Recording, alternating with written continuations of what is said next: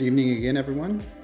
Welcome back to, I guess, what is episode 4 of the Rediscovering Me vlog. I always say vlog. I did not have a chance to fill out my book today, but I keep talking about it, but want to cover a topic that's near and dear to my heart. And I know there's others out there too that have expressed the desire to talk about that, and just wanted to dive into that tonight around food addiction. It's been one of those things that, as I look back, and I talked about yesterday, just root cause types of issues that has caused a lot of those things that have created struggle for me in my life, and not just recently, but throughout my entire life. So I did a little research as well, just because I want to make sure I wasn't like spewing a bunch of disinformation or not facts. So I wanted to kind of talk through this in a way that, not just from a medical perspective, but just to some of the ways in which I've experienced this. Maybe you could relate.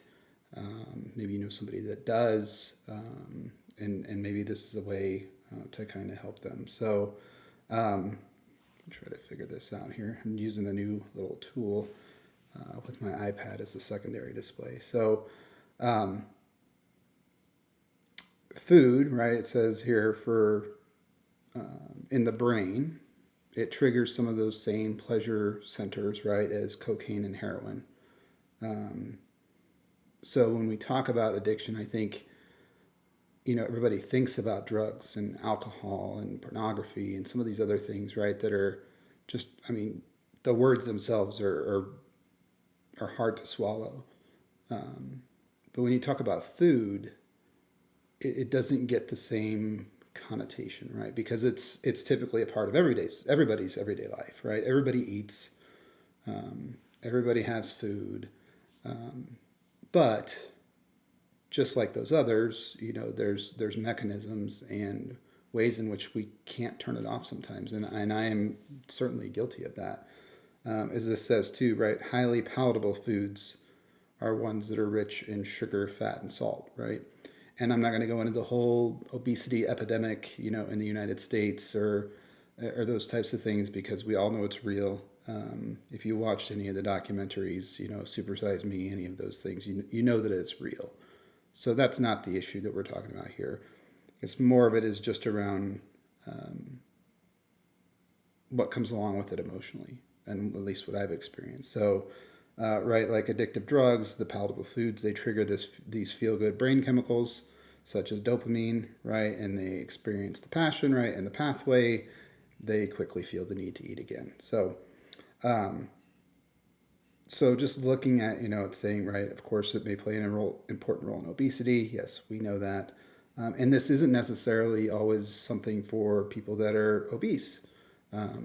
Normal, it says also, right, normal weight people may also struggle with food addiction as well.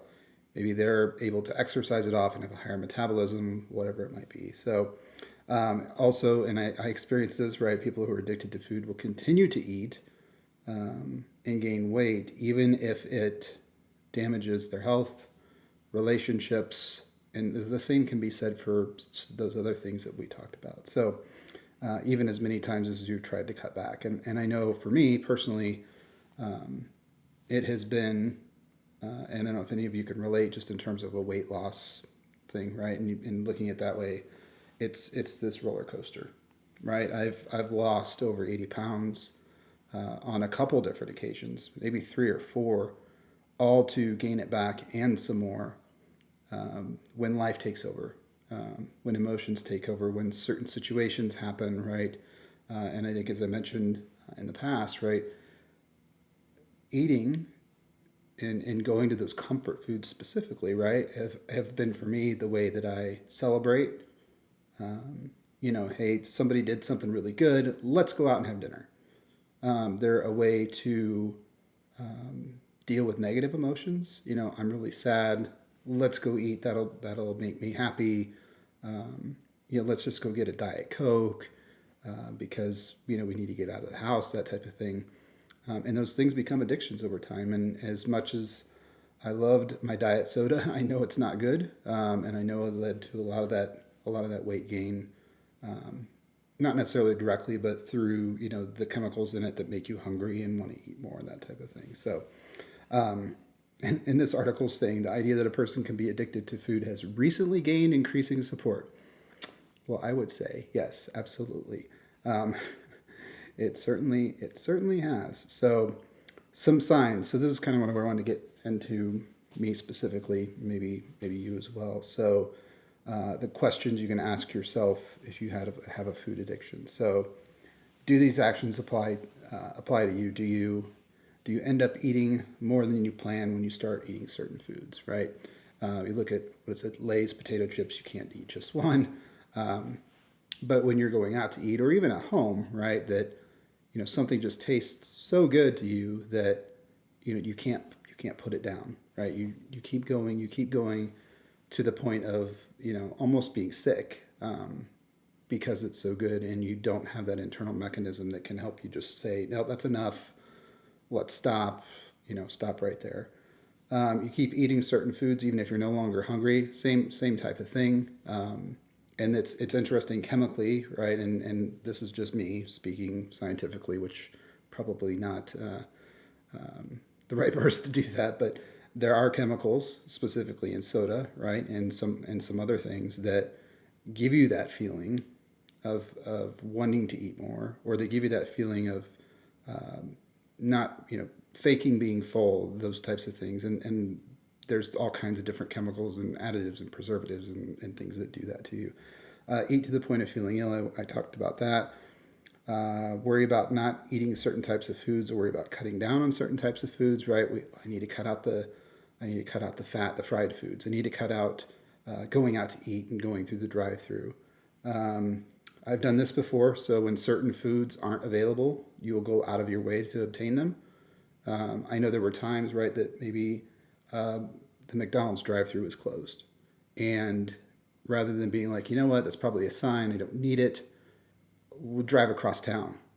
And I know this has happened before, that heaven forbid the ice cream machine's broken somewhere, or the Diet Coke's out, or whatever. Well, it's not that far. Let's just go, 10 minutes or 15 minutes to the other one to go get it and to satisfy that need. When, you could just say, it's not that big a deal. I don't have to have it. Let's just go home. That is one thing I've done on multiple occasions.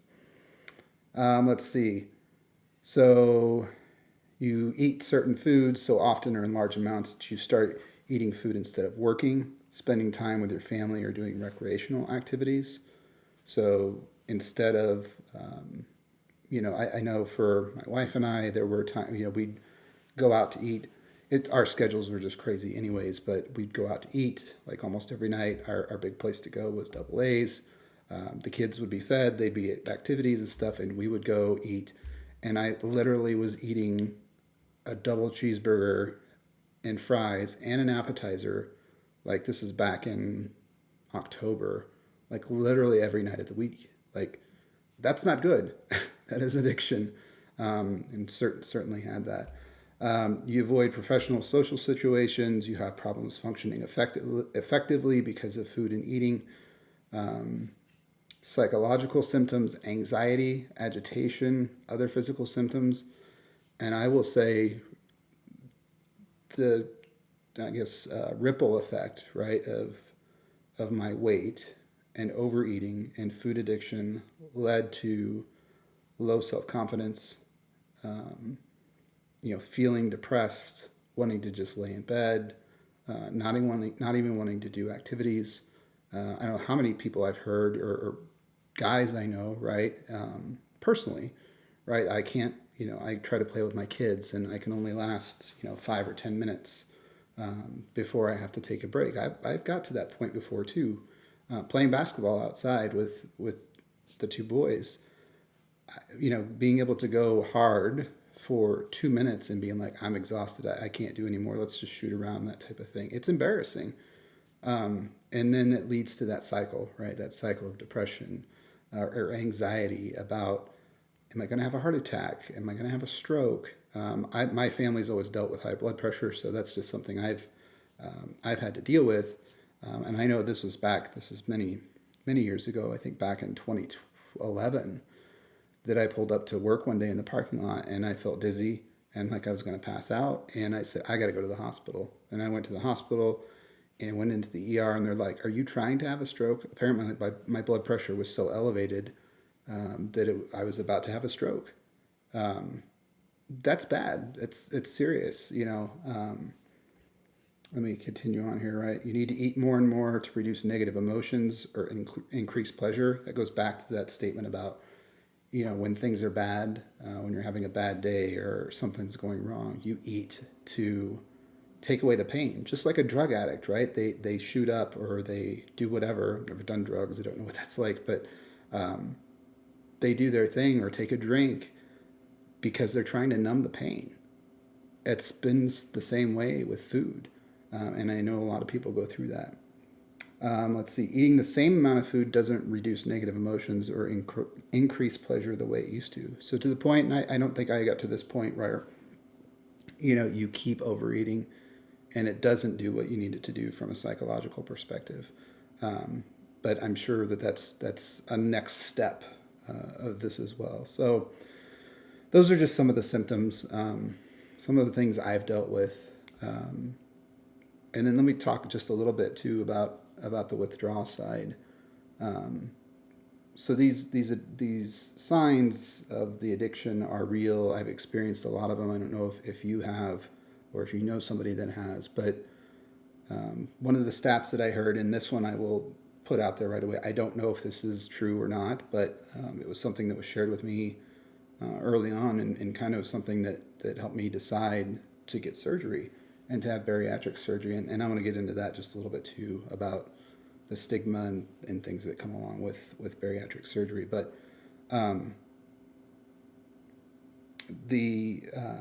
sorry, like, what am I thinking here? Gosh, I lost it completely. How about that? So let's talk about the withdrawal symptoms. Sorry, the withdrawal symptoms and what happens with that. So much like in the stats, that's it. That's what I was going to talk about, the stats. So the stat that I had heard was, if you have had issue losing weight and keeping it off for most of your life, and I don't know what most of your life means. I'm 40 years old. I've had the issue most of my life.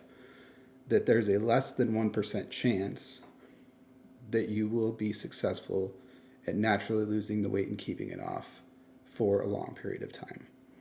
I don't know if that's true or not, but that is something that I heard that kind of struck a chord with me. So back in, I guess it was March or April this year, after consulting and talking with my wife, I decided to go through with this process of bariatric surgery.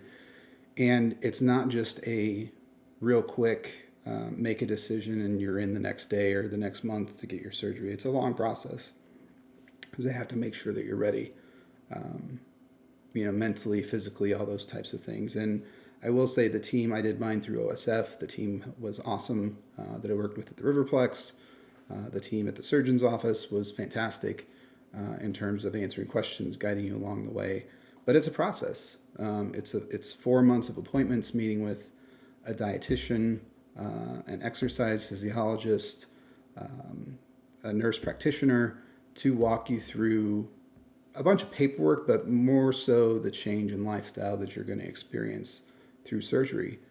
And you have to show that you can lose weight without it. So, for those 4 months, actually about 6 months, you have to go through the process, learn how to eat properly, learn how to change the lifestyle, drink more water, cut out certain things, maintain an exercise plan, and show progress. I don't know if anybody's seen the show on TLC, the 600-Pound Life or whatever, with Dr. Now, but he gives them goals that they have to meet, and it's not just, walk in and get approved for the surgery. You actually have to go through this process, this step-by-step process, before you're allowed to, A, get approved by insurance, but actually go through with the surgical procedure. So not easy, especially for somebody that's chronically overweight, that's got the food addiction. It's not super simple to do. So went through that process, and then there's kind of a 2-month waiting period. You get the surgery scheduled, and then you go through with the surgery. And then the thing I want to kind of close with, because I know it's already been 15 minutes, is the withdrawal symptoms. And I think I mentioned this in one of my first ones, but with with drug addicts, with alcoholism, while you hope that no one ever relapses, that option is always there, right? They could always go back to the drink. They could always go back to doing drugs or whatever it might be, and would hope nobody would do that if they're going through a treatment program or something like that, that they're getting the help that they need. But with bariatric surgery, you don't have that option. And that was one of the things that caused me the most anxiety and depression after the surgery, honestly. So I went from, drinking probably 3 or 4 large Diet Cokes per day, eating breakfast at Hardee's every day, lunch out somewhere, dinner probably out somewhere. Occasionally we would eat at home. So caffeine, sugar, salt, fat, all those things I mentioned, to cold turkey overnight, right? Cold turkey, nothing anymore. I can't have caffeine. I can't do high amounts of sugar. I have found out just through experimenting with foods, I can't do carbs really well.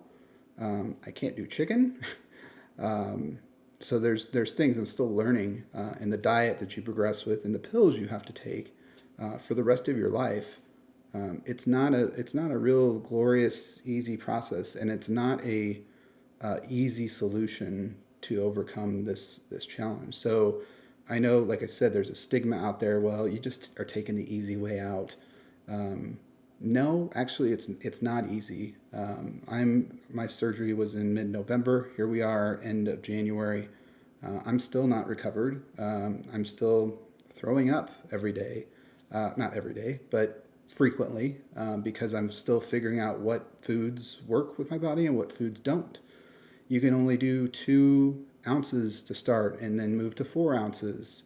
That's a very, very small amount, especially when you're used to like gorging on food and eating a whole meal. So when I got out, right, that was, or when I was done and in recovery, just the process kind of starts going through your mind of, I can never really eat those things again. I could do Diet Coke, but it's, the carbonation is going to wreck my stomach. I love sugar and candy. Well, can't really do that a lot either. So there's a lot of things that go along with it that I think not a lot of people realize. There's incisions in my stomach. They're not terrible. They're almost all gone. That's not a big deal. My stomach doesn't hurt anymore. It's just a matter of learning a new lifestyle, honestly, and that's what it is. It's forcing you into probably the lifestyle you should have been leading. Eating more slowly, taking smaller bites, chewing your food really well, lots of water, keeping hydrated. The hydration thing's a big challenge. I ended up in the hospital 3 times, in the ER once, and to get hydration therapy twice because I got dehydrated. It's not glamorous. I had to have an upper endoscopy a couple weeks ago because I wasn't able to keep food down, and it's pretty typical. I learned after the fact. So there's a lot of things that go along with it, and it's something that, like I said, you have to adjust to and take pills for and be cognizant of for really the rest of your life. So that's just a little bit about the food addiction side. There's probably lots more I could get into, but I just wanted to share, just kind of after doing a little research on this and talking about it in some of the past videos of it's a real thing. It's a challenge. And if you look too, and I mentioned this before too, from a male's perspective, there's not a lot of good resources out there for males that struggle with this. In my class, in the initial class, I think there were 2 males. In my pre-op class, I was the only male. It's kind of a taboo thing for men to talk about. You should be able to control it. You shouldn't have any issue. Like, what's your problem? Figure it out. Go exercise, all that kind of stuff. Even the people that can exercise, sometimes it's beyond the exercise thing. It's a mental thing up here that has to be addressed once again at the root cause. Mine was just created over time, growing up, being around food, loving food, having a mother and a grandmother that were amazing cooks, It's just kind of the hand I was dealt. And I know some people just are dealt that hand, but there is help out there. I hope this kind of, frees people up to talk about it a little bit. Feel free to put any comments in, reach out to me directly. I'd be glad to, talk through my experience, share what I went through. And I'm not saying that surgery is the answer by any means. I'm just saying that food addiction is a problem, and there's ways to get control of it and to help with it. So whether that's talking with somebody, whether it is ending up surgery, that's for your doctor to determine. But there are resources out there.